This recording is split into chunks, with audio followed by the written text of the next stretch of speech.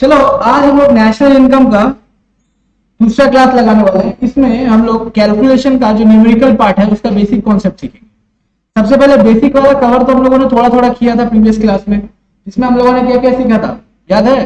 क्या क्या फॉर्मूला सब था अपने पास? जीडीपी, एमपी, जीडीपी, एफसी, फिर एनएफआईए, फिर एनआईटी, ये सब तो याद होगा।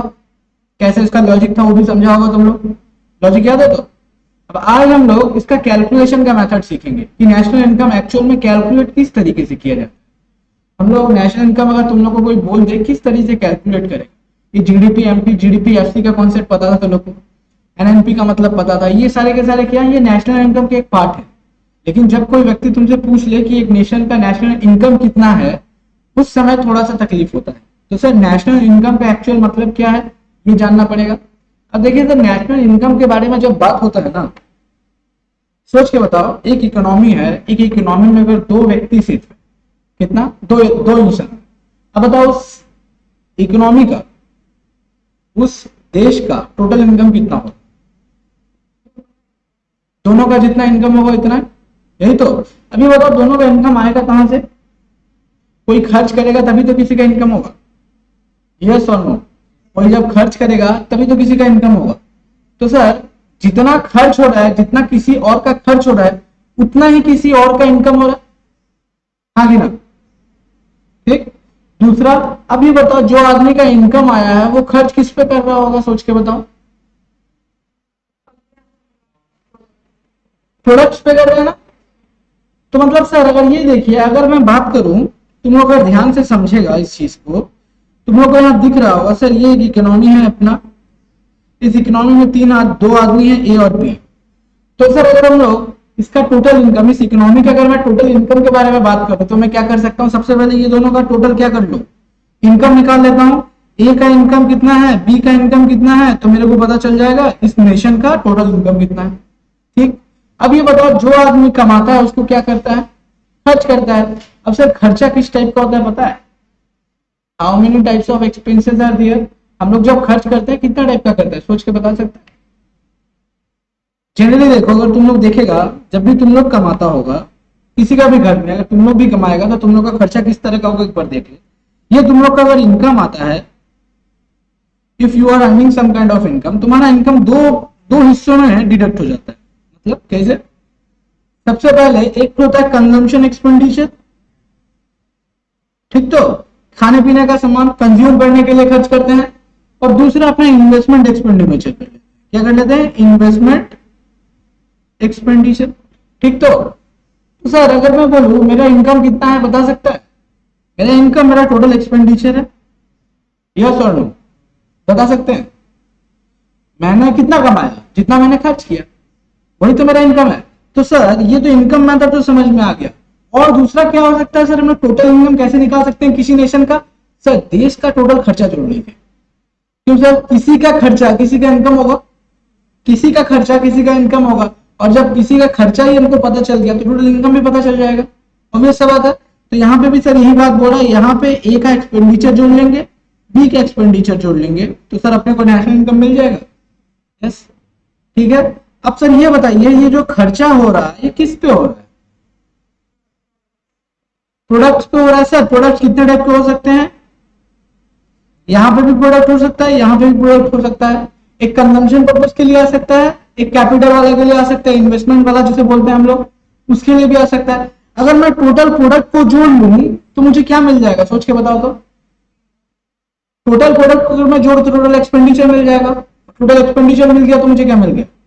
टोटल इनकम मिल गया। बात समझ में आ गया? किस तरीके से हम लोग इनकम को कैलकुलेट कर सकते हैं? There are 3 different methods by using which we can calculate the national income of a country. The first one is what? The first one is income method, second one is expenditure method and third one is product method. इसे क्या बोलते हैं? Product method. इसमें क्या करते हैं sir, product का total value हम लोग जोड़ लेते हैं और हम लोग ये पता कर लेते हैं कि हमारे देश में टोटल इनकम कितना हुआ। समझ में आ गया? और दूसरा तरफ अगर देखें तो इनकम कितना हुआ है, टोटल इनकम जोड़ लेंगे तो इनकम पता चल जाएगा, टोटल एक्सपेंस जोड़ लेंगे तो हमें क्या पता चल जाएगा? टोटल एक्सपेंडिचर कितना हुआ है। अब देखिए सर यहाँ पे वही चीज लिखा हुआ ऊपर में, एक बार इस पे एमसीक्यू बन सकता है तो देख लीजिए। एमसीक्यू में 2 नंबर का क्वेश्चन तुम लोग का आ सकता है कभी। अब देखो यहाँ पे क्या क्या लिखा हुआ है, एक बार पढ़ लेते हैं इसको, देख लो। There are 3 different phases of income. कितना फेजेस है सर? 3। सबसे पहले क्या होता है? Generation of income. सबसे पहले हम लोग क्या करेंगे? सबसे पहले वी विल अर्न, तो अर्न करेंगे, ये वाला फेज होता है अर्निंग का। In this phase firm produces goods and services with the help of factor services. Production method is used to calculate the domestic income of in this phase. खत्म। दूसरा क्या होता है सर? Distribution phase. ये distribution phase क्या होता है sir? इसमें क्या होता है? This phase involve the flow of factor income, that is rent, wage, interest and profit from firms to the household. Income method is used to calculate the domestic income of this phase. ठीक। हाँ हाँ। तीसरा वाला देखो, disposition phase. Disposition phase का मतलब क्या होता है? जो तुमने कमाया उसको क्या करेगा तुम लोग? डिस्पोज करेगा। डिस्पोज का मतलब क्या होता है? खर्च करना। अगर सिंपल भाषा में बोला जाए इसको, तो इसको बोलना जो तुमने कमाया उसको तुम डिस्पोज करेगा। डिस्पोजिशन को इंग्लिश में इसका मतलब क्या होता है सर? इसका मतलब होता है खर्च करना। ये देखो क्या लिखा हुआ, in this phase the income received by the factor of production is spent on the goods and services produced by the firm. Expenditure method is used to calculate the domestic income in this phase. समझ में आ गया क्या क्या चीज है यहाँ पे? कौन कौन सा मेथड कहाँ कहाँ यूज हो रहा है? ये देख लो, यहाँ पे एक तो प्रोडक्ट मेथड यूज हो रहा है, यहाँ पे इनकम मेथड यूज हो रहा है, और यहाँ पे एक्सपेंडिचर मेथड। ठीक है, तुम लोग को इतना दिमाग लगाने का दरकार नहीं है, सिर्फ ये पढ़ लेना। देखो इनकम मेथड कौन सा होगा तुम्हारे क्वेश्चन में गिवन बोल देगा कि वैल्यू एडेड मेथड यूज करना है, कि एक्सपेंडिचर मेथड यूज करना है, कि इनकम मेथड यूज करना है। ओके, अब सर इसी बेस पे हम लोगों ने कुछ अलग किया। यहाँ पे देख लो, method of calculation of national income. तो सर हम लोग 3 हिसाब से कोई भी नेशनल इनकम कैलकुलेट कर सकते हैं। क्या क्या है देख लो, एक है प्रोडक्ट मेथड, दूसरा है इनकम मेथड, तीसरा है एक्सपेंडिचर मेथड। तो सर ये वाला बात में कोई दिक्कत है? एक product method, income method, expenditure method, ये तो समझ में आ गया होगा डिस्कशन से। अब सर प्रोडक्ट में भी हम लोग के पास 2 मेथड आते हैं। इसमें क्या आता है? एक आता है वैल्यू एडेड मेथड, दूसरा आता है फाइनल गुड्स मेथड। तो सर वैल्यू एडेड मेथड और फाइनल गुड्स मेथड एक बार समझना पड़ेगा डिस्कशन के थ्रू। ठीक है, आज हम लोग ना इसी से शुरू करते हैं अपना डिस्कशन, यही वाला पॉइंट से। इसका जितना भी एलिमेंट होगा सब कवर करेंगे। इसमें जितना सम होगा, जितना मेरे को जितना बुक से मिल पाएगा उतना मैं करा दूंगा। ठीक है, यहाँ पे मैंने डिफरेंट बुक्स का रेफरेंस दिया है, वहां से कुछ कुछ सम उठाया है। अब उस सम्स को यूज करके हम लोग थोड़ा प्रैक्टिस भी कर लेंगे, तो अपना वैल्यू एडेड मेथड पूरा एकदम अच्छे से खत्म कर लेंगे। तो बाकी रहेगा 2, नेक्स्ट दिन और कर लेंगे। समझ में आया? अब चलिए सर ये देखिए, सबसे पहले वैल्यू एडेड मेथड। ये वैल्यू एडेड मेथड का मतलब क्या होता है? इसे एक्चुअल में वैल्यू एडेड मेथड ना बोल के ना, इसे क्या बोलना चाहिए पता है? Product method. क्यों? वैल्यू एडेड मेथड इसका एक पार्ट है। तो सर मैं इसको थोड़ा रेक्टिफाई कर लेता हूँ, इसका नाम ना प्रोडक्ट मेथड होना चाहिए। प्रोडक्ट मेथड, वाह भाई वाह, ये क्या हो गया? ओके, इसे प्रोडक्ट मेथड बोलते हैं। अब प्रोडक्ट मेथड का मतलब क्या होता है देख लो एक बार, यहाँ पे सब कहानी दिखा हुआ है। सबसे पहले तुम लोग को याद है प्रोडक्ट का मतलब क्या होता है? फर्स्ट चैप्टर में से तुम लोग पढ़ा होगा ये सब चीज। प्रोडक्ट का मतलब क्या होता है? यही तो। अगर मैं ये वाला चीज को थोड़ा बाद में कराता हूँ, यहाँ पे जो चीज लिखा हुआ है ना, ये सब कॉन्सेप्ट तुम लोग को लिखना पड़ेगा, एक एक मार्क्स के लिए क्वेश्चन आ सकता है इस पे, इसीलिए मैंने लिखा दिया। अब देखो तुमको यहाँ से बात समझाता हूँ, ये देखो तुम, गुड्स कितना टाइप, गुड्स का मतलब क्या होता है सर? अगर सिंपल भाषा में बात किया जाए तो गुड्स मींस व्हाट? समथिंग। कोई भी चीज जिसे बोलते हैं हम लोग गुड्स बोलते हैं, कोई भी सामान आता है। वो सर सामान किस तरह का हो सकता है? सबसे पहले देखो, goods can be of 2 types. First one is what? Final goods, and second one is intermediate goods. Sir final goods का मतलब क्या होता है पता है? फाइनल गुड्स का मतलब है which is ready to consume. सीधा बात यही है, मतलब ऐसा गुड्स है जिसे हम लोग सीधा सीधी कंज्यूम करेंगे। We are not going to use it for further processing. इसे प्रोसेस भी नहीं करेंगे, ना ही इसका यूज किसी और काम के लिए। यही तो, इसे हम लोग क्या बोलते हैं? फाइनल गुड्स बोलते हैं, फाइनल गुड्स। ठीक है, अब फाइनल गुड्स में सर आपका कितना टाइप होता है देख लो। फाइनल गुड्स भी 2 टाइप का आ जाता है। क्या क्या सर? एक कैपिटल गुड्स आ जाता है, दूसरा कंज्यूमर गुड्स आ जाता है। सर ये कैपिटल गुड्स का मतलब पता है क्या होता है?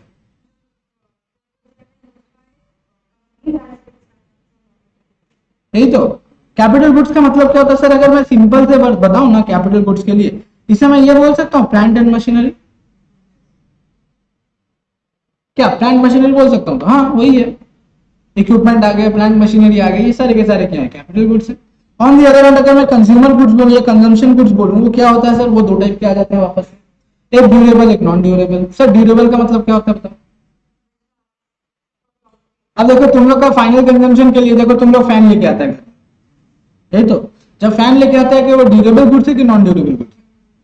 ऑब्वियसली, क्यों सर, एक बार लिए हैं अपने कंजम्पशन के लिए, लेकिन ये गुड्स कितना दिन चलेगा, for a long period of time के लिए चलेगा, थोड़ी ना एक साल में खत्म हो जाएगा, मतलब 3-4 साल चलेगा सर, उसके बाद उसका जो भी होना होना है। इसे क्या बोलते हैं सर, इसे ड्यूरेबल गुड्स बोलते हैं। ओके, उसके बाद आता है अपने पास non durable goods. Non durable goods का अल्टरनेटिव नेम कुछ बता सकता है?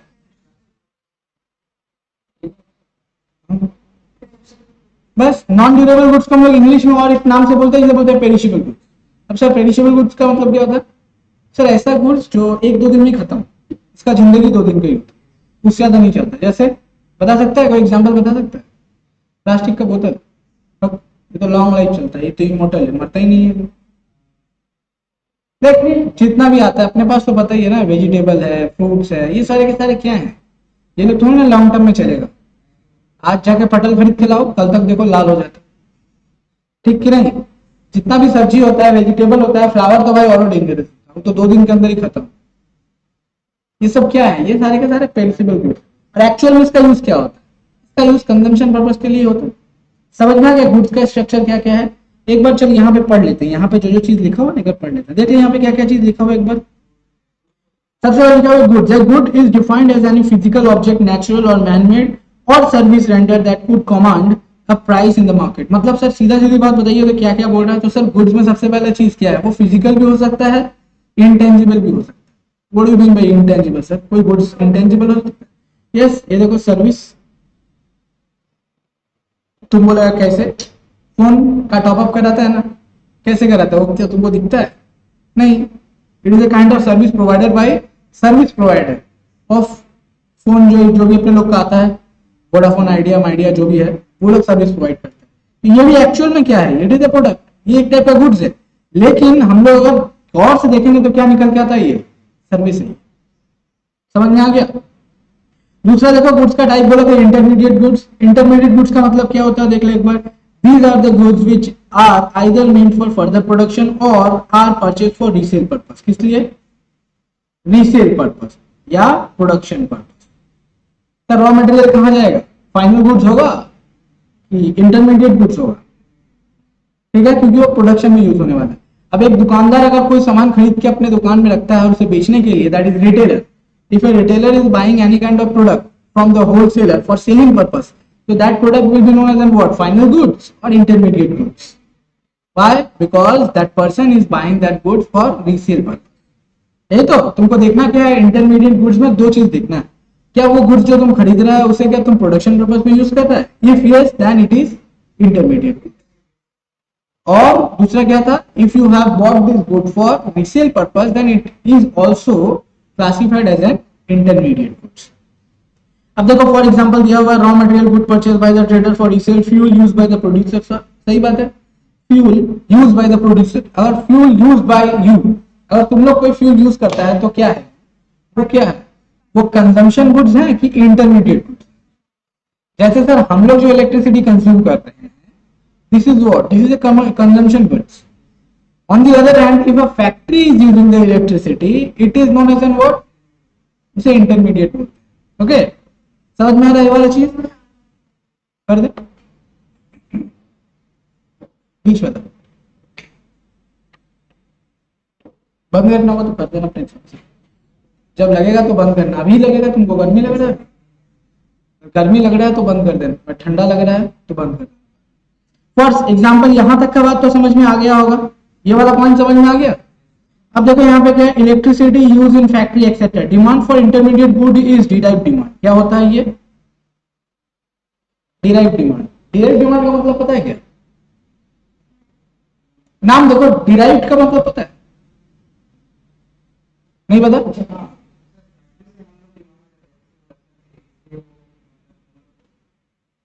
सही बात है, कुछ हद तक सही है।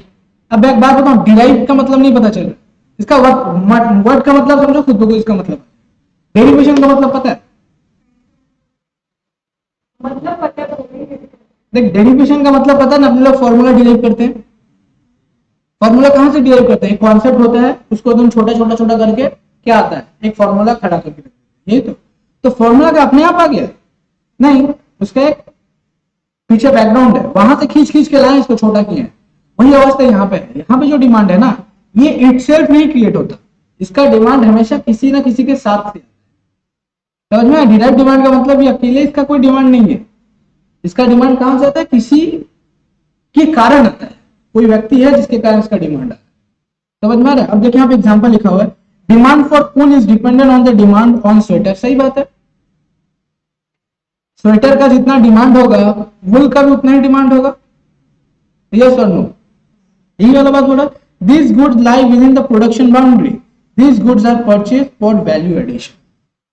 जैसे क्लोथ के लिए अपने लोग खरीदते हैं ना, क्लोथ के लिए क्या खरीदते हैं अपने लोग?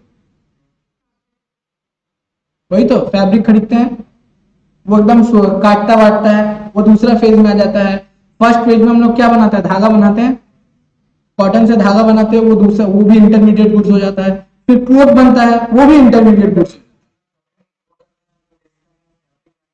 यस, फैब्रिक से पहले क्या बनता है? पहले धागा बनता है, उसके बाद क्लोथ बनता है, यही तो। उसके बाद क्लोथ का हम लोग क्या करते हैं? डिजाइनिंग करके फैशन डिजाइनर लोग के पास कहां से काट देता है, कभी गर्दन कटा हुआ है, कभी पीठ कटा हुआ है, कभी टंगड़ी कटा हुआ है, बस स्टाइल आ गया, यही तो।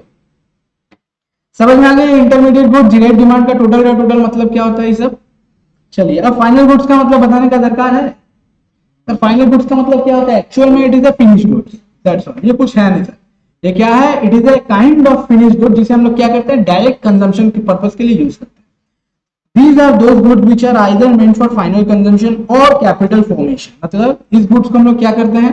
आइदर खुद अपने लिए कंज्यूम कर लेते हैं या अपने पास रख लेते हैं। किसके लिए? आगे इसका वैल्यू बढ़ेगा।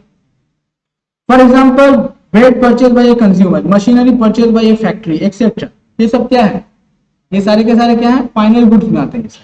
Demand for intermediate goods is direct demand, मतलब ये डायरेक्ट है, इसका किसी के ऊपर बस नहीं चलता, इसका डिमांड अपने आप से ही आता है।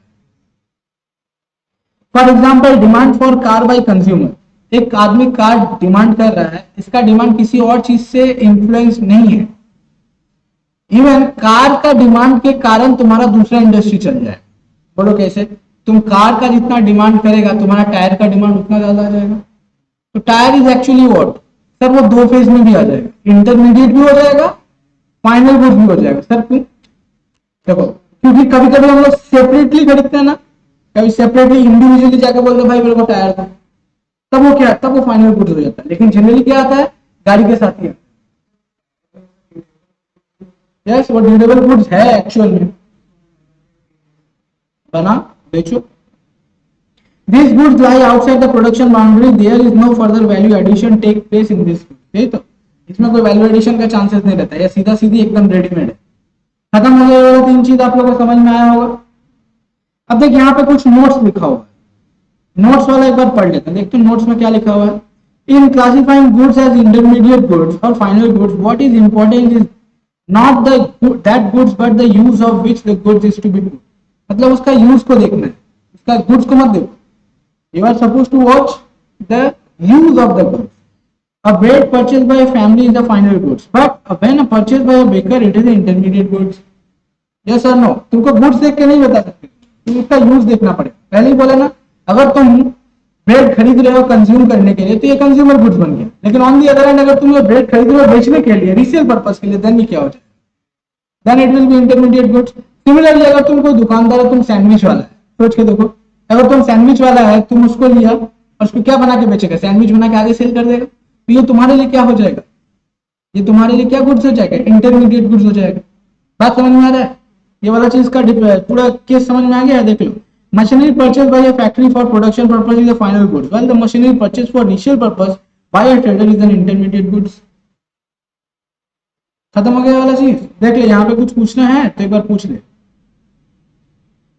कुछ क्वेरी वेरी है तो देख ले, स्क्रीन पर रख दिया। बारिश तो गजब का लगा दिया भाई।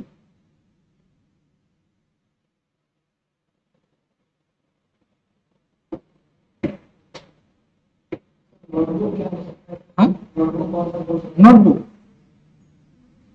उसका देख लो किस काम के लिए यूज हो रहा है। जनरली उसका कंजम्पशन ही, अगर तुम लोग देखेगा, अगर तुम खरीदेगा तो किस लिए यूज करेगा? कंजम्पशन के लिए। लेकिन तुम अगर बेचने के लिए खरीदता है तो इंटरमीडिएट हो जाएगा। समझ में आ गया? खत्म हो गया वाला चीज। आगे चले। अब देखिए गुड्स का ये चार्ट भी समझ में आ गया होगा। कैपिटल गुड्स को भी इंटरमीडिएट गुड्स बोल ही सकते हैं। अब देखो प्रोडक्ट मेथड, सबसे पहले देखो ये प्रोडक्ट मेथड का चक्कर समझना पड़ेगा। अच्छा अपने लोग जब प्रोडक्ट मेथड में बात करते हैं तो अपने लोग सोच के बताओ प्रोडक्ट मेथड में अपने लोग को क्या निकालना पड़ेगा? टोटल जितना गुड्स है उसका वैल्यू निकाल दो, बस खत्म। यही तो, जितना अपने देश में जितना गुड्स बना है उस गुड्स को पकड़ो, उसका वैल्यू नोट करते जाओ, जोड़ दो, क्या मिल जाएगा? National income of the country. यही तो। अब देखो यहाँ पे क्या क्या दिया हुआ है, अंडर द प्रोडक्ट और वैल्यू एडेड मेथड, इसे और लिखा हुआ है ना, एक्चुअल में और होना नहीं। प्रोडक्ट और value added method, national income is calculated by estimating the contribution of each producing enterprise in the production of final goods and services in the domestic territory of a country in a fiscal year। तो सबसे पहले domestic territory का मतलब याद है? उस दिन बात कर रहे थे हम लोग डोमेस्टिक टेरिटरी के बारे में। डोमेस्टिक टेरिटरी में बहुत झमेला भी किए थे हम लोग, आई ए क्या क्या से बात किए थे। ये फिस्कल ईयर क्या मतलब होता है?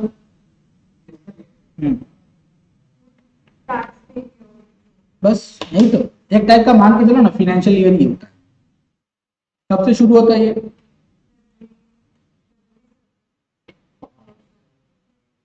कब से शुरू होता है? फरवरी से। फिस्कल ईयर जनरली शुरू होता है 1 अप्रैल से। 1 अप्रैल एंड होता है 31 दिन, that is 31 March. Actually it is the financial type year, financial year जैसा होता है वैसे ही होता है।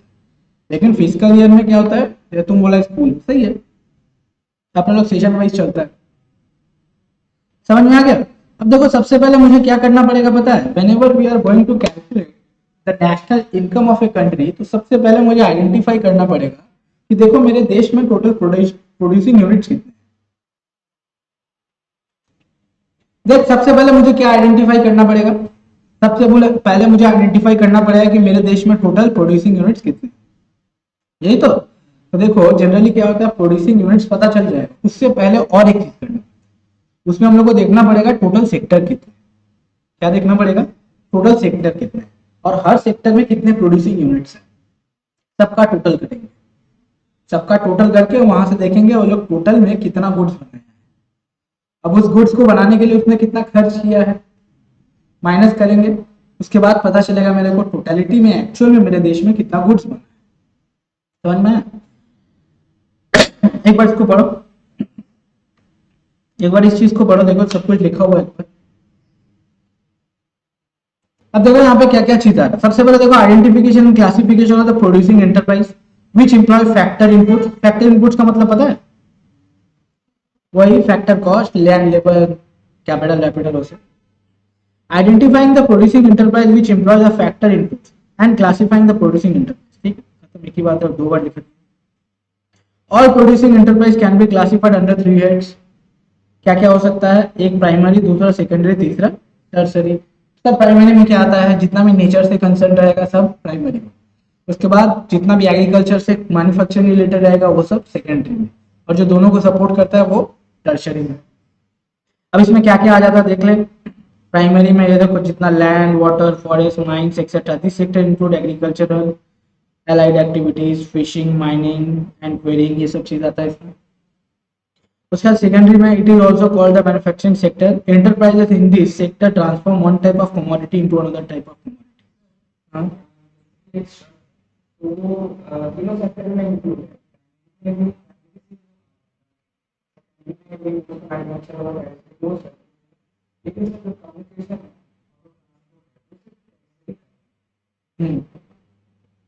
नहीं समझ में आया तुमको कुछ? तुम्हारा क्वेश्चन क्या है, तो बोलना क्या चाहते?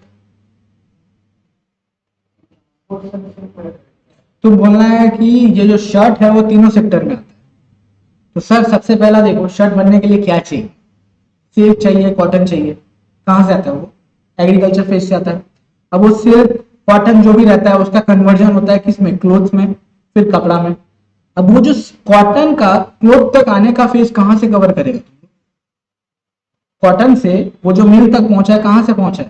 खुद पहुंच गया क्या? ट्रांसपोर्ट से गया ना।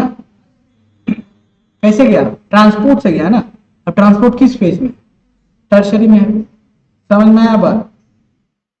अब देखो सेकेंडरी वाला बात तो समझ में आ गया होगा क्या होता है, इसमें क्या होता है, वन फॉर्म को दूसरे फॉर्म में कन्वर्ट कर लिया जाए। जैसे वुड रहता है तो फर्नीचर बना लेते हैं, नहीं तो क्लोथ रहता है तो कपड़ा वपड़ा सब बना लेते हैं। Example leather goods from leather, flour from wheat, sugar from sugar cane etcetera, मतलब जितना भी मिल का खेला है। टर्शरी में it is also known service sector enterprise in this sector product service only, example banking, transport, communication, trade and commerce etcetera. समझ में आ गया वाला पूरा चीज। तो सर सबसे पहले ये 3 काम करना है, ये तुम लोग को दिया रहता है, इसके बारे में कुछ जानने का दरकार नहीं। दूसरा फेज क्या होता है sir, estimate the gross value added. इसमें क्या आइडेंटिफाई करना पड़ेगा सर, इस जगह पे अपने लोग को आइडेंटिफाई करना पड़ता है जीवीए। क्या आइडेंटिफाई करना है, जीवीए। जीवीए किस पे, एमपी, जीवीए एट एमपी। देखो estimate gross value added at MP by each producing units value of output, it refers to the total goods and services produced by the producer during the given period। कितना माल इस साल आपने बनाया है, सबसे पहले आपको ये जानना है। समझ में आ रहा है क्या बोल रहे हैं, इस साल आपने कितना सामान बनाया है, इसी को बोल रहा है पूछने के लिए। किस वैल्यू पे, मार्केट प्राइस। पर तुम लोग सोच के बताओ इस साल तुमने कितना सामान बनाया है, तुम सोच के बता सकते हैं। कॉमन सेंस लगाओ, अकाउंट्स में तुम लोग ये किया है। अकाउंट्स अगर तुम लोग ने किया होगा ना तो अकाउंट्स में तुम लोग को पता होगा सर अकाउंट्स में हम लोग इस साल का प्रोडक्शन कैसे निकालते थे, यही तो सेल्स प्लस स्टॉक, मतलब इस साल कितना सामान बना है। सर इस साल मेरा जो सामान बना है क्या हो सकता है, इस साल जो बना है वो उसमें कुछ रह जाएगा और कुछ बच जाएगा, जो बिक गया वो सेल्स, जो रह गया वो स्टॉक्स, यही तो। अगर तुम लोग से कोई पूछे इस साल कितना सामान बना है इस साल, तो सर हम लोग क्या करते होंगे, अगर हम खाली जनरल नॉलेज का बात करें, यहाँ पे इकोनॉमिक्स का बात नहीं हो रहा, जनरल नॉलेज का बात करें। सर मेरे अगर तुम लोग का कोई कंपनी है, if you are having any kind of company, तो सर उसमें 3 एलिमेंट हो सकता है, एक ओपनिंग स्टॉक हो सकता है, एक क्लोजिंग स्टॉक हो सकता है, एक इस साल का सेल्स। अब तुमसे पूछा ये जा रहा है कि तुम ये बताओ इस साल तुमने कितना सामान बनाया है, सोच के बता सकता है कितना सामान बनाया होगा। सर सबसे पहला बात तो देखिए, सबसे पहला बात ये जो ओपनिंग स्टॉक है ये किस साल का, ये इस साल का है क्या, इस साल का तो है नहीं, तो इसे आउट करना पड़ेगा, खत्म। अब दूसरा देखो, इस साल मैंने सेल कितना किया वो पता चल गया होगा, सेल्स दे दिया है। अब मेरा क्लोजिंग स्टॉक यहाँ पे कुछ दिया होगा, उस दिन बताए थे ना, मानो ओपनिंग स्टॉक में 7 पड़ा हुआ है, यहाँ पे 10 पड़ा हुआ है। इसका मतलब क्या है, 3 एक्स्ट्रा आ गया है। इसका मतलब मैंने क्या किया है, 3 गुड्स और प्रोड्यूस किया है इस साल, तो जितना सेल्स हुआ है प्लस क्या, दोनों का डिफरेंस ऑफ स्टॉक, और इसे हम लोग डिफरेंस को क्या बोलते हैं, डेल्टा स्टॉक, और इसे और इंग्लिश में क्या बोलते हैं, चेंज इन स्टॉक। समझ में आ गया, क्या बोलते हैं, change in stock. Sir change in stock निकालते कैसे निकाला तुम लोग, क्या किया, 10 माइनस, यही तो 10 माइनस ये कर दिया, काम हो गया। समझ में आ गया होगा ये वाला चीज, कोई दिक्कत है इसमें। अब आगे चले, तो सर सबसे पहला बात ये बताइए, आपसे कोई पूछे इस साल वैल्यू ऑफ आउटपुट कितना है, तो क्या फॉर्मूला यूज करेंगे, sales plus change in stock. और चेंज इन स्टॉक का फॉर्मूला क्या है sir, closing minus opening, closing minus, not opening minus closing, क्या देखना है, क्लोजिंग माइनस। समझ में आ गया, ये दोनों पार्ट आ गया तुम लोग का। सबसे पहले ग्रॉस वैल्यू ऑफ आउटपुट मिल गया तुम लोग को। अब इसके बाद क्या करेंगे, देखो एस्टिमेटेड जीडीपी एट एमपी, मतलब gross domestic product at MP कैसे निकालते होंगे सर। सबसे पहले मैंने को लिखा लिया वैल्यू ऑफ आउटपुट कितना आया, और इसमें से क्या माइनस कर देंगे, intermediate goods. Sir intermediate goods का मतलब एक फाइनल गुड्स होता है, फाइनल गुड्स को जब तुम बना रहा है, टोटल गुड्स तुम लोग बनाया, अब उस गुड्स के लिए सोच के देखो, मैं अगर तुम लोग को इसके समझाऊं चीज को कुछ इस तरीके से, ये है ए, ये है बी, ये है सी, ये 3 कंपनी है। Everyone is producing some elements. मान लेते हैं ये एक सामान बनाता है, वीट का ही एग्जाम्पल, वीट क्लोथ का एग्जाम्पल लेते हैं। तो मान लो ये कॉटन बेचा 50 रुपये में, कितना में, कॉटन बेचा 50 रुपये में, और इस कॉटन को ये खरीद लिया, कौन खरीदा, बी। ये क्या खरीदा, सबसे पहले इसने 50 रुपये में कॉटन खरीद लिया, खरीदा इसलिए नेगेटिव कर दिया, ओके, 50 रुपए में खरीद लिया, और इसने सेल कितना में कर दिया, मान लेते हैं 100 में कर दिया। क्या बना के बेचा होगा, मान लो क्लोथ, क्लोथ मान लेते, क्लोथ सीधा क्लोथ। 50 रुपए का क्या लिया कॉटन, 100 रुपए का क्या बना दिया क्लोथ। अब ये क्लोथ किसको बेचा होगा, ए को।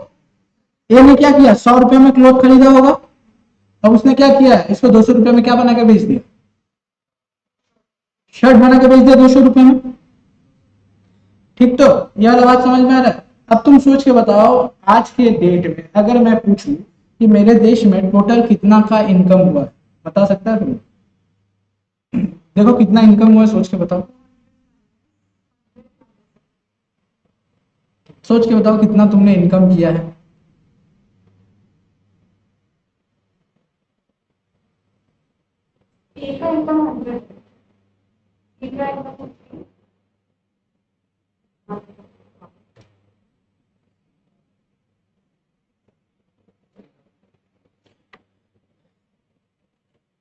ये देखो यहाँ पे 0 कर देते हैं क्योंकि उसने कुछ खर्चा नहीं किया है। तो बताओ सी का इनकम कितना है,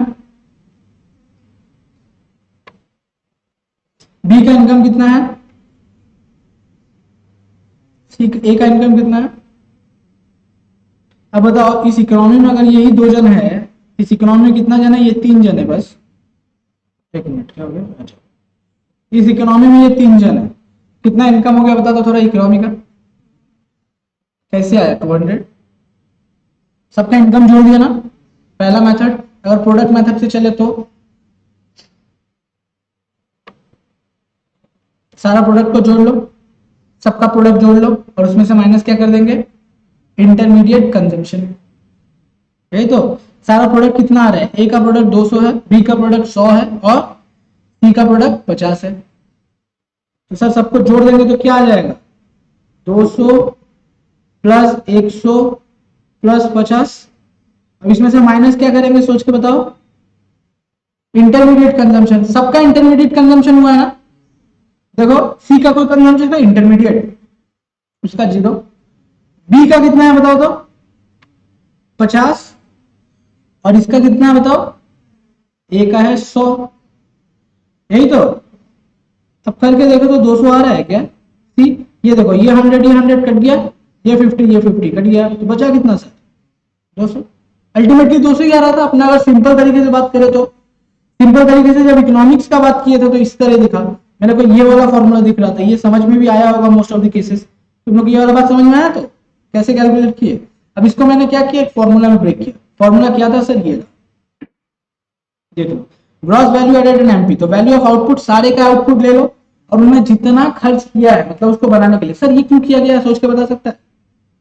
अगर देखो, अगर मैं क्या करता पता है, ये तो देखो, अगर मैं सबका ये खाली जोड़ लेता, सिर्फ ये वाला पोर्शन, ये और ये 3 जोड़ता, तो देखो मेरा इनकम कितना आ रहा है। तो मेरा नेशनल इनकम 350 दिखाता, 350 दिखाता। लेकिन एक्चुअल में बताओ 350 को प्रोड्यूस करने के लिए इसने तो खर्च भी किया है। या तुमको ऐसे भी समझा सकता हूं, इस 100 में, इस 100 वाला एलिमेंट में 2 एलिमेंट है, एक 50 और एक 50। ठीक, तो देखो ये वाला चीज तो ऑलरेडी हम लोगों ने ऐड कर दिया है। सोच के देखो, यहां पे हम लोगों ने ऑलरेडी ऐड कर दिया है ना इस चीज को, इस जगह पे ये ऑलरेडी एडेड है, तो वापस से क्यों ऐड करेंगे फिर। तो 150 क्यों लिखें, सीधा लिखेंगे ये 50 प्लस ये 50। समझ में आ रहा है। सर ये अगर 200 लिखा होता तो क्या दिखता, देखिए तो एक बार अच्छे से। सर ये 200 है, इसका 2 पार्टीशन होगा, 100 मैंने ऐड किया है और 100 मैंने खर्च किया है। अभी 100 का भी पार्टीशन होगा जिसमें 50 उसने ऐड किया है, 50 इसने ऐड किया है। तो एक्चुअल में देखो ये 200 में सिर्फ कंसिस्ट कितना हो रहा है, इनकम कितना आ रहा है, 100। क्यों, ये 100 तो ऑलरेडी खर्चा है मेरा। अब इस 100 में देखो इनकम कितना आ रहा है, सिर्फ ये, क्योंकि ये खर्चा है। और इस 50 का भी 2 एलिमेंट है, एक 50 एक 0, तो ये 50 का पूरा 50 आ जाए। अब देखो समझ में आया इनकम कैसे आ गया यहाँ पे, वैल्यू एडेड मेथड। इसे हम लोग क्या बोलते हैं पता है, ये वैल्यू एडेड मेथड होता है, जिसमें क्या करता है, हर एक स्टेप में जितना वैल्यू एडिशन होता है उसको जोड़ लिया जाता है। अब देखो यहाँ पे तुम देखो फर्स्ट फेज में कितना वैल्यू एडिशन हुआ है, 50 का ऐड किए जोड़ दिए। सेकेंड फेज में देखो कितना वैल्यू एडिशन हुआ है, फिर 50, कितना ऐड हुआ है, 50 ऐड हुआ ना, 50 था और 50 ऐड कर दिया, उसके बाद तो उसका वैल्यू 200 पहुंचा। 50 ऐड हुआ यहाँ पे भी। अब अगर जब 200 पे है तो कितना वैल्यू एडिशन हुआ, देखो ओनली 100 हुआ है, क्योंकि 100 मैंने खर्च करके आया है, इसे वैल्यू एडिशन बोलते हैं। समझ में वैल्यू एडिशन का मतलब। अब देख लो यहाँ पे क्या फॉर्मूला ये लोग यूज किया।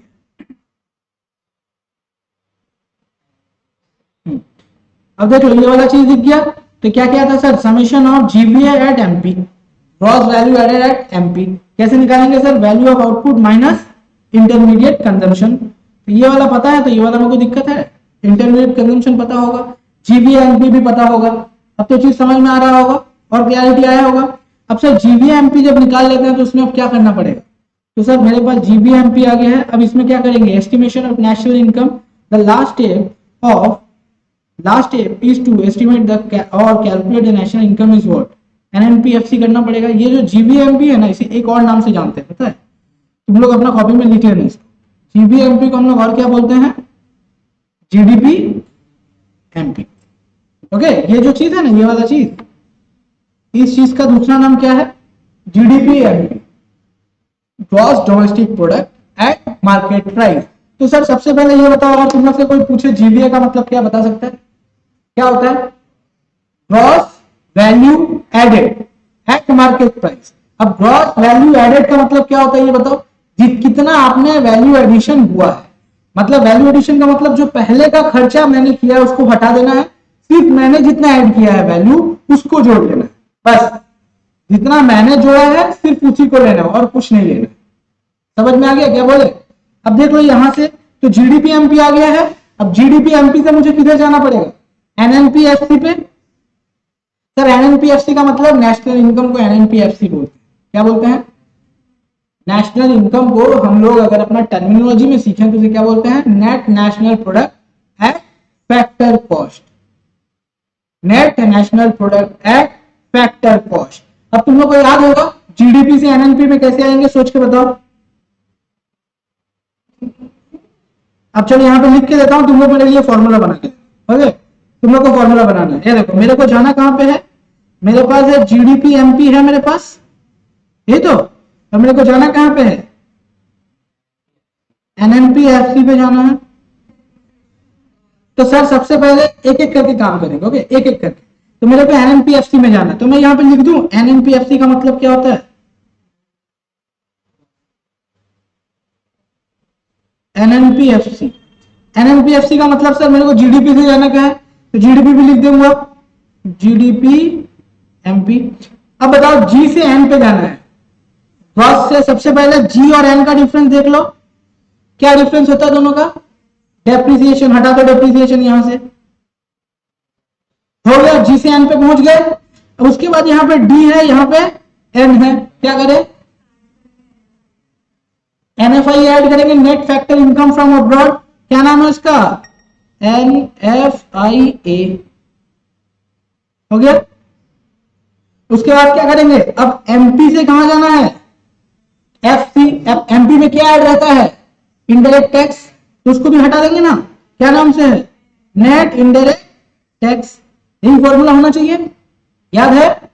यही वाला चीज यहां पर छिपा हुआ है, ये देखो, जीडीपी एमपी में डेप्रिसिएशन, एनआईटी, एनएफआई, बस आगे पीछे थोड़ा हम लोग एनएफआई आप पहले कर, समझ में आ गया वाला चीज, याद हो गया, लॉजिक है, लॉजिक है। तो अब सर सबसे बड़ा दिक्कत देखिए, जब हम लोग कैलकुलेट करते हैं ना, ये जो अभी तुम लोग को बात बता दिए थे वही सब बात यहां पे डिस्कस करेंगे।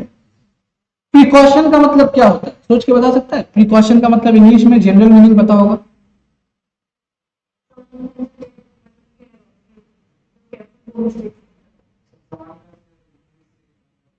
प्रिकॉशन का मतलब क्या होता है, मतलब थोड़ा ध्यान से काम करना भाई, यही तो, थोड़ा ध्यान से।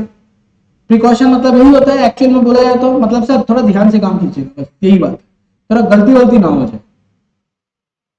अब देखो यहाँ पे क्या लिखा, precaution involve in calculating the national income by product method. तो सर जब आप प्रोडक्ट मेथड में काम कीजिएगा तो आपको क्या क्या बातों को ध्यान में रखना पड़ेगा, तो वो सारे बातें मैं यहाँ पे लिखा हूं, वो सारे के सारे बात आप लोग को एक बार डिस्कस करना पड़ेगा। जहां पे 8 पॉइंट्स हैं, उस 8 पॉइंट्स को याद करना है। क्यों, क्योंकि सर इसका थ्योरेटिकल क्वेश्चन आता है, what are the precaution required to be kept in mind while calculating the NI under the product method। क्या बोले, समझ में आया, तो सर यहाँ पे क्वेश्चन, ये डायरेक्ट क्वेश्चन आता है, what are the precaution you need to keep in mind while calculating national income under the product method. तो सर सबसे पहला क्या है, देखो तो एक बार पढ़ के,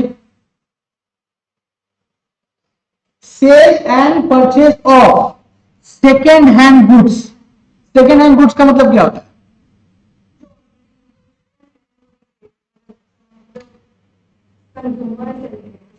यही तो, कंज्यूमर क्या कर रहा है, उसको दूसरा जगह सेल कर रहा है।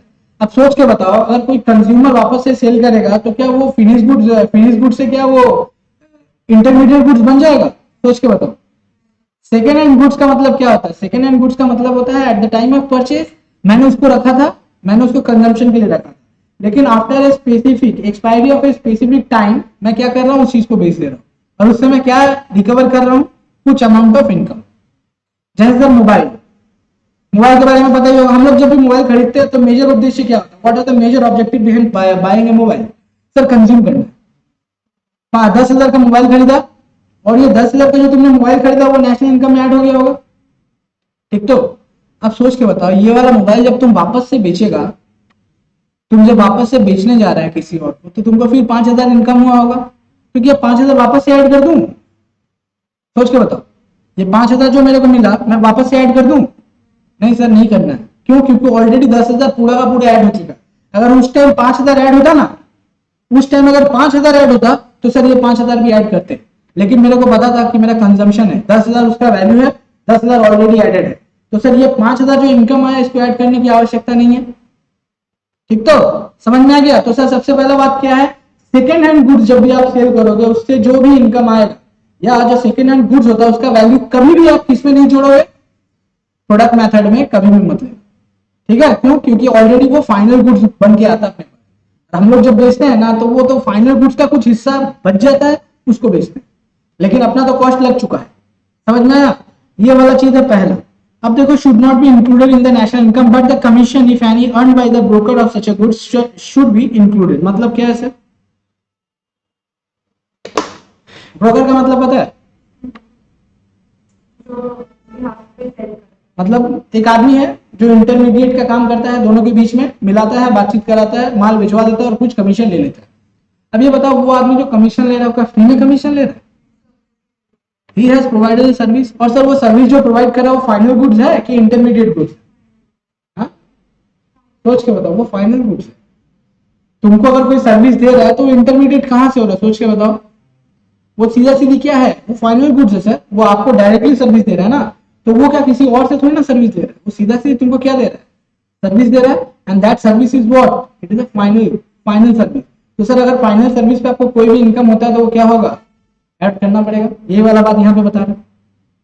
दूसरा देखो, the value of intermediate good should also not be included in the national income, only the value of final good should be included, otherwise it leads to problem of double counting. अभी बता रहे थे double counting वाला case, हम लोग का actual में income 200 हुआ लेकिन दिखा कितना रहा था, 350। क्यों? क्योंकि डबल काउंटिंग कर रहे थे। अब जो ही मैंने 350 में से 150 हटा दिया तो मेरा इनकम करेक्ट आ गया। क्यों? क्योंकि वो ऑलरेडी मैंने खर्च कर लिया था, इसीलिए। तीसरा देखो, the value of goods retain for self consumption. अब देखो, कोई आदमी जब सेल्फ कंजम्पशन के लिए गुड्स रखता है तो वो एक्चुअल में क्या गुड्स बन जाता है, फाइनल गुड्स बन जाता है ना। वो एक्चुअल में क्या बन जाता है, फाइनल गुड्स बन जाता है। अगर मैंने उसको बनाया है, सोच के देखो, मैंने गुड्स को बनाया है, मैंने अपने पास रख लिया, एक्चुअल में सोचो उससे कुछ इनकम आ रहा है, इनकम आ नहीं रहा तो जोड़े क्यों नेशनल इनकम में? बात समझ में आ रहा है क्या बोले? अगर आपने कोई गुड्स बनाया है, तुम लोग का दुकान है, तुम लोग का कपड़ा का फैक्ट्री है, तुम लोग कपड़ा अपने लिए रख लिया, तो क्या उससे नेशनल इनकम में कोई कंट्रीब्यूशन होगा? सोच के बताओ। ये इकोनॉमी में किसी भी टाइप का पैसा दे रहा है? नहीं दे रहा है। वो एक्चुअल में कहाँ पड़ा हुआ, तुम लोग का पॉकेट में पड़ा हुआ, तुम्हारे पास पड़ा हुआ, तुम उसको यूज कर। यही वाला बात यहाँ पे, ठीक है। फोर्थ देखो क्या लिखा हुआ, imputed value of owner occupied, should be included. Okay, रुक जा, हम क्या बोल रहे फिर। The value of goods retained for self consumption should be included. Included. रुक जाओ, बताता हूँ क्यों, क्या हो क्या रहा है। देखो सबसे पहला बात यहाँ पे क्या लिखा हुआ है, लिखा हुआ है वैल्यू ऑफ गुड्स जो है हम लोग अपने पास रख रहे हैं, उसे क्या करना पड़ेगा, इंक्लूड करना पड़ेगा। तो एक बात सोच के बताओ तो,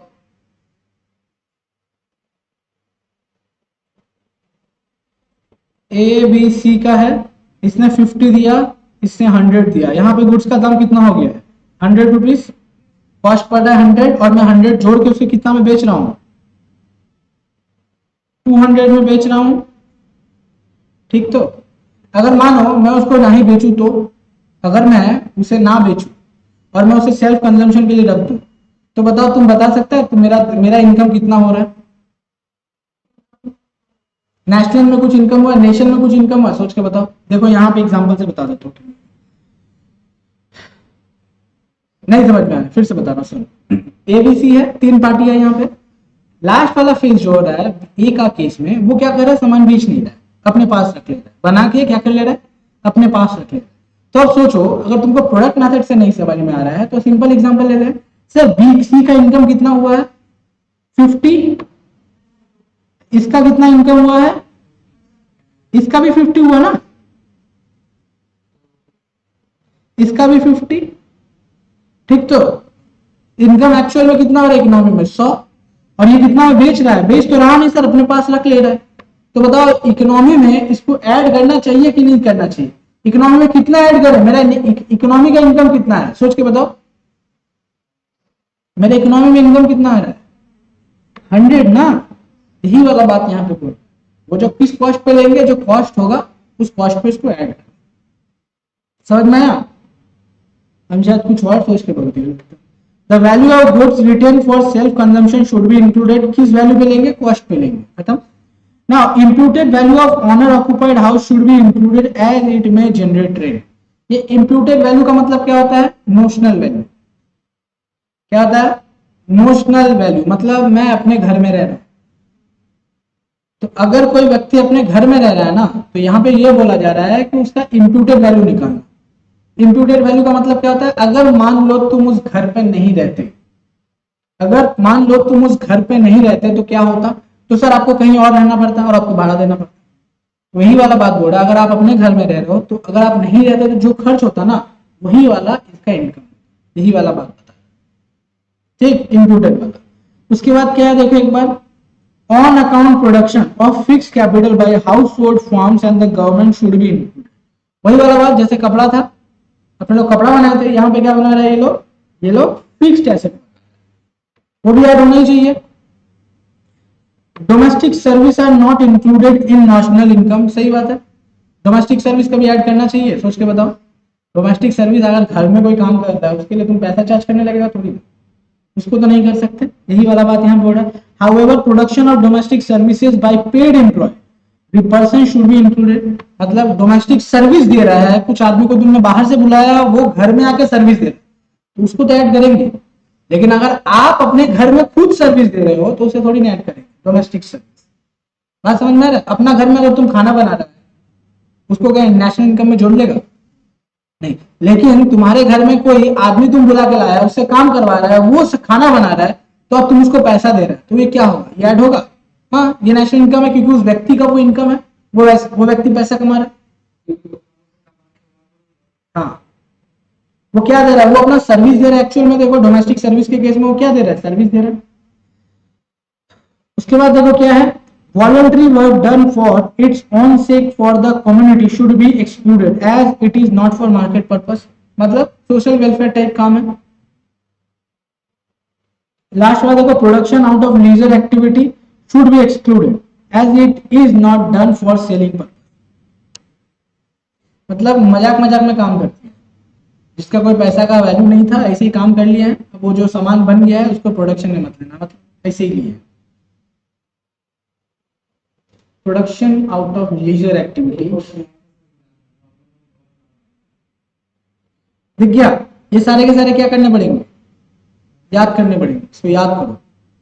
तो सर सबसे पहला बात यहाँ पे देखो क्या क्या याद होने वाला बात है यहाँ पे। सबसे पहला बात क्या है, सेकेंड हैंड गुड्स वाला केस। सेकेंड हैंड गुड्स जब भी होगा तो क्या करेंगे, ऐड करेंगे कि नहीं करेंगे, नहीं करेंगे। लेकिन सेकेंड हैंड गुड्स में ब्रोकर का केस आ गया तो, न कमीशन का केस आ गया तो उसको ऐड करेंगे। दो काम यहाँ पे हो गया, 2 पॉइंट हो गया। तीसरा पॉइंट क्या है, सेल्फ कंजम्पशन का कौन सा, नॉर्मल गुड्स ऐड कर लेंगे, सेल्फ कंजम्पशन के लिए कैपिटल गुड्स ऐड कर लेंगे। 4 पॉइंट हो गया। पांचवा क्या है, वॉलंटरी काम या डोमेस्टिक सर्विसेज, ये दोनों साथ साथ 6 पॉइंट हो गया। देख लिया। प्रॉब्लम क्या क्या होगा, सबसे पहले क्या प्रॉब्लम है बताओ, बोल मेरे साथ, सबसे पहला प्रॉब्लम क्या है? Second hand. Second hand goods, second hand goods अगर बेचोगे तो क्या करोगे सर? ऐड नहीं करना है, लेकिन अगर उस पर कमीशन आएगा तो ऐड कर देना। 2 पॉइंट हो गए एक साथ। उसके बाद कंजम्पशन ऑफ कौन सा? Normal goods. Consumption of normal goods हुआ तो ऐड करेंगे किस प्राइस पे? कॉस्ट पे। और उसके बाद वाला क्या है? Consumption of capital goods. अगर अपना कैपिटल गुड्स बनाया किसके लिए? सेल्फ कंजम्पशन के लिए, तो क्या करेंगे? ऐड करेंगे। हो गया। उसके बाद डोमेस्टिक सर्विस दे रहे हैं घर में, ऐड करेंगे? नहीं करेंगे। लेकिन डोमेस्टिक सर्विस कोई और आके दे रहा है तो ऐड कर लेंगे। और एक तो लास्ट में क्या था? वॉलंटरी सर्विस दे रहे हैं तो वो भी ऐड नहीं। समझ में आ गया पॉइंट? याद रहेगा। अब सर ये जो प्रॉब्लम है ना, इस प्रॉब्लम को सॉल्व कैसे करेंगे? ये प्रिकॉशंस है। और देख लो प्रिकॉशन के बाद ये रहा problem of double counting. Double counting का प्रॉब्लम क्या है? तुम लोग को बता के आए थे। डबल काउंटिंग में क्या हो रहा है? बार बार एक ही चीज को बार बार जोड़, जिससे क्या होगा? ऑब्वियसली मेरा नेशनल इनकम ज्यादा हो जाएगा। It will be higher, it will show higher values. Actual में वो उतना है नहीं, लेकिन दिखेगा उतना। क्या उसको करेक्ट कैसे करेंगे? आइदर तुम क्या करो, फाइनल गुड्स लो सीधा, या तुम क्या करो, वैल्यू एडेड मेथड पढ़ो। तुम दोनों ही अडॉप्ट मत करो। समझ में क्या बोले? देखो हम लोगों ने जो एग्जांपल लिया था उसमें मेरा इकोनॉमिक इनकम कितना था? 200 था ना? 200 था।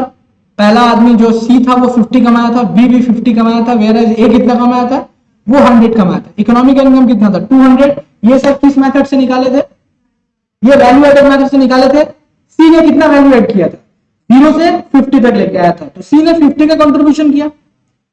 तो अब मेरा गुड्स का वैल्यू कहां तक पहुंच चुका है? आ गया ये रहा मेरा गुड्स का वैल्यू कहां तक? यहां से 0 था, 0 से मैं 50 तक पहुंच गया। ये कौन लेके आया? यहां तक सी लेके आया। अब यहां से कौन ले गया आगे? हैंडओवर किसके गया? बी के हाथ में गया। अब बी क्या करेगा? इस 50 में और कंट्रीब्यूट किया, कहां तक लेके गया? ये बी लेके गया। अब बी क्या किया है? बी ने क्या किया? 100 का हैंडओवर कर दिया किस पे? ए को। और ए ने इसको कितना पे लेके गया है? 200 पे। अब सोच के बताओ, ए का सी का इनकम कितना हुआ है? सी ने इनकम कमाया 50। क्यों? क्योंकि उसने कुछ खर्चा नहीं किया था, सीधा 50 लाया पॉकेट में, तो उसका इनकम पता चल गया। बी ने कितना कमाया था बताओ? बी ने कितना कमाया? 50। कैसे? इनकम किया 100 और खर्च कितना किया था? 50। तो सर इसका भी 50 आ गया। और ए ने कितना कमाया सोच के बताओ? कैसे? उसने 100 का सामान खरीदा, 100 का वैल्यू खुद ऐड किया, मतलब 100 का ऑफर खुद डाला, उसके लिए कितना लिया? 100 रुपीज लिया। अब देखो उसको जोड़ के देखो कितना आ रहा है? 200। वैल्यू एडिशन मेथड से कितना आया? 200। और देखो फाइनल गुड्स मेथड में देखो तो कितना है? फाइनल गुड्स कौन सा है? देखो तो सी के हाथ में जो गुड्स है वो फाइनल है, बी के हाथ में जो गुड्स है वो फाइनल है, कि ए के हाथ में जो गुड्स है वो फाइनल? ए वाला देखो फाइनल गुड्स में कितना आ रहा है? 200। और वैल्यू एडेड मेथड से देखो कितना आ रहा है? लिखा तो हुआ देख, वैल्यू एडेड मेथड से कितना आ रहा है? यहां भी 200 आ रहा है इस जगह पे, ये रहा, अरे चल ये वाला जगह पे, और इस जगह पे भी 200 आ रहा है। इससे क्या पता चलता है? सर आप कोई भी मेथड यूज कीजिए, आपका national income that is gross domestic product at MP कितना आएगा? सेम ही आएगा। कोई भी मेथड ले लीजिए। क्या क्या मेथड ले सकते हो? आइदर वैल्यू एडेड मेथड ले सकते हो या फाइनल गुड्स मेथड ले सकते हो। देख लो यहाँ पे क्या क्या है। सोल्यूशन में क्या दिया हुआ? ये वाला बात जो हम लोग तब से डिस्कस कर रहे थे ना, वही वाला चीज यहाँ पे लिया। इस फॉर्मूला का डेरिवेशन है। Gross value added at MP का फॉर्मूला क्या होता है? Value of output minus intermediate consumption. अब वैल्यू एडेड क्या होता है? Value of output minus intermediate consumption. देखो ए ने 100 में खरीदा, 0 to 100, ये देखो ये सारा का सारा चीज केस है ये वाला। ए ने कोई सामान कितना में बेचा है? 100 में। किसको? बी को। बी ने उसको कितना में बेचा है? 150 में। सी ने उसको कितना में बेचा है? 220 में। और डी ने कितना में बेचा है? 350 में। तुम अगर इस तीनों को भी जोड़ लेगा, ए ने वैल्यू एडिशन कितना किया है? ए ने 100, बी ने 50, सी में 70 और इसने 130। जोड़ के देखो कितना आ रहा है? 350 आ रहा है। और देखो एक्चुअल में फाइनल गुड्स भी तो 350 में गया है। खत्म हो गया बात। अब देखो ये फॉर्मूला है, अब देख लो क्या फॉर्मूला है एक्चुअल में। देखो फॉर्मूला याद है कि नहीं? एक बार देख लो, कि मेरे को लगता है तुम लोग को याद है ये वाला फॉर्मूला, कराया हुआ है ये सारा फॉर्मूला। एक बार देख लो। नहीं याद है? सबसे पहले क्या निकाला जाता था, हम लोग बड़े थे ना, जीडीपी एमपी। जीडीपी एमपी कैसे निकालेंगे सर? ग्रॉस वैल्यू एडेड से। ग्रॉस वैल्यू एडेड कैसे निकालते हैं सर? सबसे पहले क्या करेंगे, ग्रॉस वैल्यू एडेड के लिए टोटल जितना भी सेक्टर्स है सारा गुड्स ऐड कर लेंगे, माइनस क्या कर लेंगे, इंटरमीडिएट गुड्स। तो उससे मेरे को क्या मिल जाएगा, जीवीए एट एमपी या जीडीपी एट एमपी। अब मेरे पास जब जीडीपी एट एमपी आ गया तो मेरा दूसरा काम क्या है, कहां पे पहुंचना है मेरे को, एनएनपी एफपी पे। एनएनपी एफपी में जाने के लिए क्या क्या एडजस्ट करना पड़ेगा, सबसे पहले डेप्रिसिएशन, दूसरा टैक्स, तीसरा एनएफआईए। यही तो देख लो, यहाँ पे वही सारा चीज लिखा हुआ है और ये सारा का सारा डिस्कस करके ही आए हैं। देखो यहाँ पे कुछ पूछना है, यही सर वैल्यू एडेड मेथड है। ये वाला नोट्स मैं तुम लोग को सेंड कर दूंगा, तुम लोग यार कॉपी में इसको लिख लेना। क्यों सर, इसमें बहुत सारे थ्योरेटिकल क्वेश्चन भी कवर किए, ठीक है। प्रैक्टिकल बात समझ में आ गया होगा ये वाला। चलो कुछ सवाल देख लेते हैं एक बार।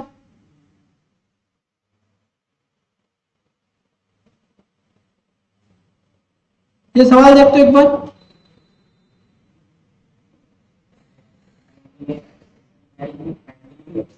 सबसे पहले निकालना क्या है देखो तो, एनडीपी एफसी निकालना है। तो सर अगर मैं अपना नॉर्मल फॉर्मूला लगाऊं तो कहां पहुंचूंगा, जीडीपी, और उसमें से क्या माइनस कर दूंगा, डेप्रिसिएशन, सिर्फ डेप्रिसिएशन। एफसीएल, ओ ये एफसी चाहिए ना मेरे को, ओके। बोलो बोलो क्या माइनस करना पड़ेगा, एनआईटी। यही तो, जीडीपी एफसी से एनडीपी एफसी जाना है। तो जीडीपी एमपी पे तो हम लोग आराम से पहुंच जाएंगे। कैसे पहुंचेंगे एक बार देख लो, यहाँ पे सारा एलिमेंट का फैक्टर देखेंगे क्या क्या चीज है यहाँ, ओके। सबसे पहला इधर देखो क्या क्या चीज है मेरे पास, देख लो तो एक बार। सबसे पहला पेज में क्या निकालेंगे, सबसे पहले निकालना पड़ेगा gross value added at market price, और उसके लिए क्या क्या चाहिए मेरे को। तो देखो मेरे पास सेल्स पड़ा हुआ है, ये रहा मेरा sales, this is my sales. Sales कितना है 800, और मेरा ओपनिंग स्टॉक भी है, क्लोजिंग स्टॉक भी है। तो मैं बता सकता हूं मेरी इकोनॉमी में कितना सामान बना है। ऑब्वियसली क्लोजिंग माइनस ओपनिंग करेंगे, कितना आएगा देखो तो। मेरा क्लोजिंग स्टॉक है 20, ओपनिंग स्टॉक है 50। तो इसका मतलब क्या है, मैंने सामान थोड़ा कम बनाया था, यस और नो। मेरे को लगता है 100 तो एक्सपोर्ट्स है। थोड़ा ऊपर कर लेंगे, ये सवाल बनाएंगे भाई। देख यहाँ पे क्या क्या चीज दिख रहा है। सबसे पहले ये देखो, सब्सिडी का यूज कहां पे करना है बता सकता है, एनआईटी में करना है। इसको यहाँ पे एनआईटी लिख दूं, एनआईटी। सेल्स का यूज कहां करना है, गुड्स निकालने के लिए। डेप्रिसिएशन का यूज, डेप्रिसिएशन तो अलग से आएगा। एक्सपोर्ट सेल्स में ही कर लेंगे, एक्सपोर्ट क्या करेंगे, सेल्स में ही ले लेंगे। क्यों, सेल्स ही तो एक्चुअल में एक्सपोर्ट होता है। एक हम लोग देश में सेल करते हैं, बाहर सेल करते हैं विदेश में, दैट इज फॉरेन। तो सर वो भी तो आ जाएगा ना, तो ये सेल्स के साथ ही आएगा। क्लोजिंग स्टॉक ओपनिंग स्टॉक का ट्रीटमेंट पता चल गया, कैसे एडजस्ट करना है उसको। इंटरमीडिएट परचेस को क्या करेंगे सर, लेस। क्यों, क्योंकि मेरे को टोटल प्रोडक्ट तो पता चल गया, ग्रॉस वैल्यू एडेड पता चल गया, उसमें से हटाएंगे क्या, इंटरमीडिएट कंजम्पशन, ठीक है। Purchase of machinery for on use, ये क्या होगा सर बताइए तो, ऑन यूज है तो ये कौन सा गुड्स है, फाइनल गुड्स हो गया। और उसके बाद क्या है, इंपोर्ट ऑफ रॉ मटेरियल, इसको भी माइनस करना पड़ेगा, सीधा सीधी बात है। अब चलो एक बार देख लेते हैं क्या क्या कहानी यहाँ पे आया है। देखो सबसे पहले सेल्स लिए हम लोगों ने, उसके बाद चेंजेस, उसके बाद अब उसके बाद क्या किया, इंटरमीडिएट कंजम्पशन को माइनस कर दिया, खत्म हो गया। अब देखो यहाँ पे क्या क्या चीज होगा अपना देख लो। सेल्स आया 820 माइनस 50, यहाँ 500, 30 माइनस हो गया, 500 माइनस हो गया, तो मेरा कितना आया है 270, ठीक। तो अब अपने लोग को क्या देखना है, net value added at factor cost. क्या देखना है, net value added at factor cost. Net value added कैसे निकालेंगे, minus depreciation plus subsidy. NIT तो है नहीं, तो सर मेरा सब्सिडी सीधा आएगा, और सब्सिडी आने से मेरा क्या होगा, मेरा वैल्यू क्या होगा, बढ़ेगा कि घटेगा। लो यहां पे देख लो कैसे हिसाब लग गया है।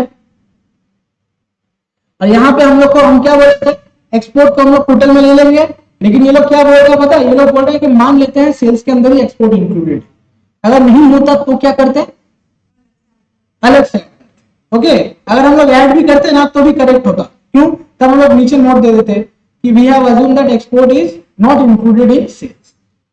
समझ में आ गया।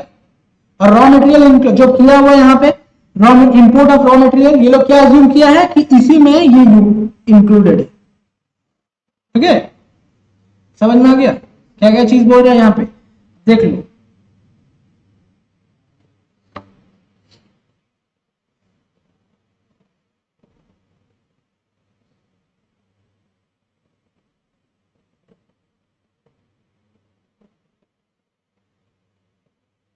कुछ पूछना है इसमें, देख ले बनेगा किस तरह का फॉर्मूला यूज करना है। सर यहाँ पे किसका किसका यूज नहीं हुआ, इसका यूज क्यों नहीं हुआ, समझ में आ गया होगा। अब ये बताओ purchase of machinery for on use, इसका यूज क्यों नहीं हुआ बताओ तो।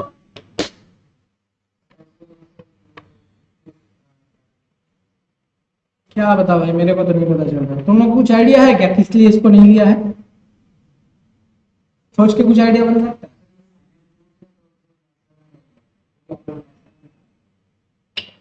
देख एक बात तो सही है, फाइनल क्वेश्चन सबसे पहला बात ये तो purchase of machinery for on use है, अपने लिए यूज किया है, यही तो अपने लिए यूज किया है। ये देखो ये सेल्स का मतलब क्या है बताओ तो, ये जो सेल्स है कौन सा सेल्स आता है इसमें, फाइनल गुड्स आता है ना, यही तो। अगर ये जो परचेज हम कर रहा हूं ये क्या है, इंटरमीडिएट कंजम्पशन है कि फाइनल कंजम्पशन है, सोच के बताओ। ये जो परचेज ऑफ मशीनरी है ये क्या है, इंटरमीडिएट कंजम्पशन है कि फाइनल कंजम्पशन। क्या बोला है, on consumption, purchase of machinery for on use, on use है।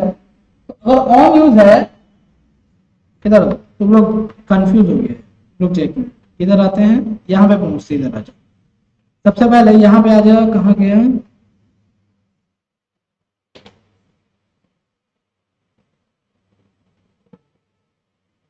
पढ़ दो इसको एक बार, ये दोनों पॉइंट पढ़ सिर्फ, ये वाला पॉइंट पढ़, ये वाला और ये वाला, ये दोनों पॉइंट पढ़ एक बार।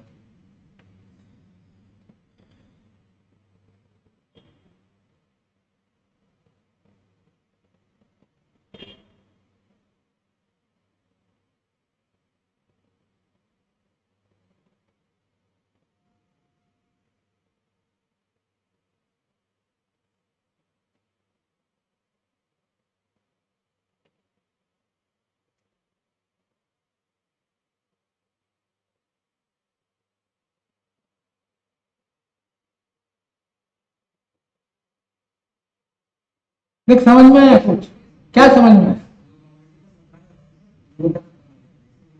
तो अपने जो मशीनरी वहां खरीदे हैं वो क्या होना चाहिए, इंटरमीडिएट है कि फाइनल,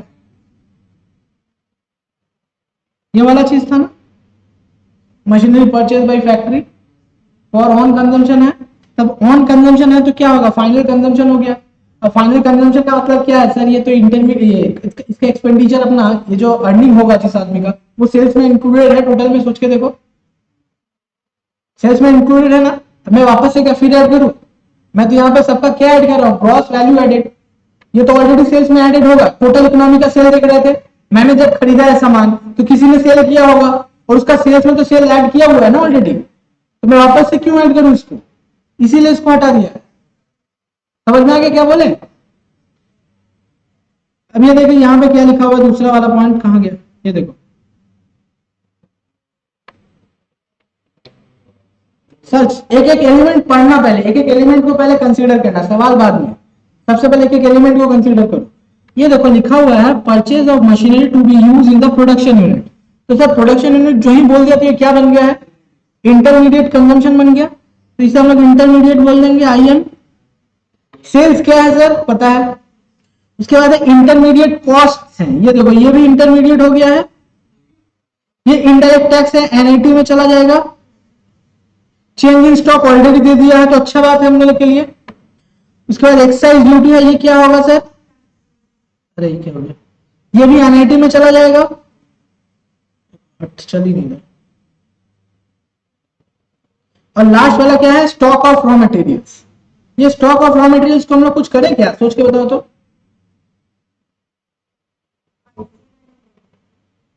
ये स्टॉक है, क्लोजिंग स्टॉक है ना, तो एक्चुअल में देखो तो मेरे को लगता है ये इसी में इंक्लूड हो गया होगा, चेंजिंग स्टॉक। मेरे हिसाब से वो लगना चाहिए। एक बार देख लेते हैं यहाँ क्या किया गया है। आ जाए, देख ले क्या क्या चेक किया गया। अब देखो, जब यहाँ पे बोल दिया है इनडायरेक्ट टैक्स और एक्साइज ड्यूटी, ये दोनों में देखो तो मोर स्पेसिफिक कौन है, मोर जनरल कौन है। देख यहाँ पे जो एक्साइज है ना, इट इज ए स्पेसिफिक, ये क्या है, स्पेसिफिक है। और जब कोई व्यक्ति तुमको बोलता है, और जब कोई जनरल बोलता है इनडायरेक्ट टैक्स, मतलब उसमें सारा का सारा टैक्सेस आ गया, इनडायरेक्ट जितना आता है। तो सर एक्साइज यहाँ पे क्या मांग रहा है इस क्वेश्चन में, कि वो इनडायरेक्ट में एडेड है। और तुम चाहो तो क्या लिख सकता है नीचे, it is assume that excise is not added in indirect taxes. तुम ऐसे भी परफॉर्म कर सकता अपना सवाल। समझ में आ गया क्या बोले? मतलब अपने लोग को क्या लगता है, अपने लोग को लगता है कि नेट इनडायरेक्ट टैक्स माइनस होना चाहिए, यही तो एनआईटी माइनस होना चाहिए। ये अपना क्या करता है, अपना वैल्यू को बढ़ा देता है। Okay that's cool. अब मेरा बात बताइए, अब प्रॉब्लम यह है कि एनआईटी भी दिया है, एक्साइज भी दिया है। अगर हम लोग जनरल सोचे तो सोचेंगे सर ये अलग है, ये अलग है। लेकिन एक बात सुनो, इनडायरेक्ट टैक्स के अंदर ही तो एक्साइज ड्यूटी आता है। एक्साइज किसके अंदर आता है, इनडायरेक्ट के अंदर ही आता है। तो इस क्वेश्चन में ये बोला जा रहा है कि हम लोग ये मान रहे हैं कि excise duty already indirect tax में एडेड है। बात समझ में आ गया? इसीलिए अब तो इसीलिए क्या कर रहे हैं, एक्साइज ड्यूटी का सेपरेटली ट्रीटमेंट नहीं कर रहे हैं ये लोग। तो सबसे पहले ग्रॉस वैल्यू एडेड निकाला एट मार्केट प्राइस, क्या करेंगे, sales plus change in stock minus intermediate cost. देखो यहां पे आ गया सब कुछ,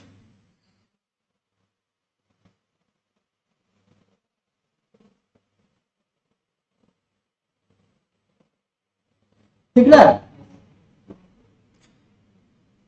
कितना गया यहाँ पे, 200 प्लस 10 माइनस 90, 120। अब यहां पे देखो net value eight factor cost करना है, तो फैक्टर कॉस्ट के लिए क्या हटाएंगे, आईटी, इनडायरेक्ट टैक्स को हटा दो, बस आ गया, खत्म।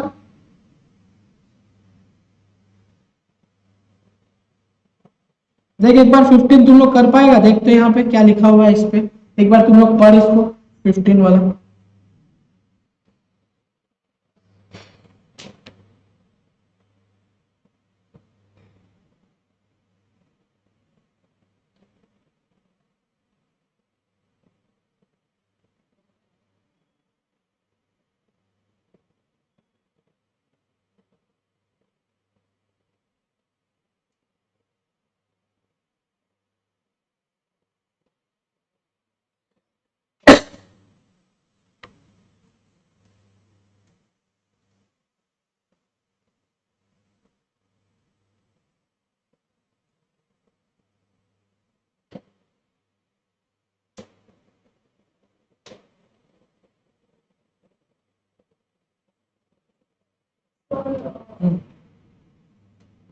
बता।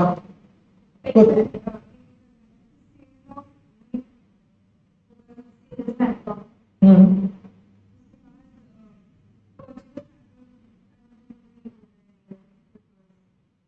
परचेज ऑफ ट्रैक्टर क्यों नहीं ले रहा है,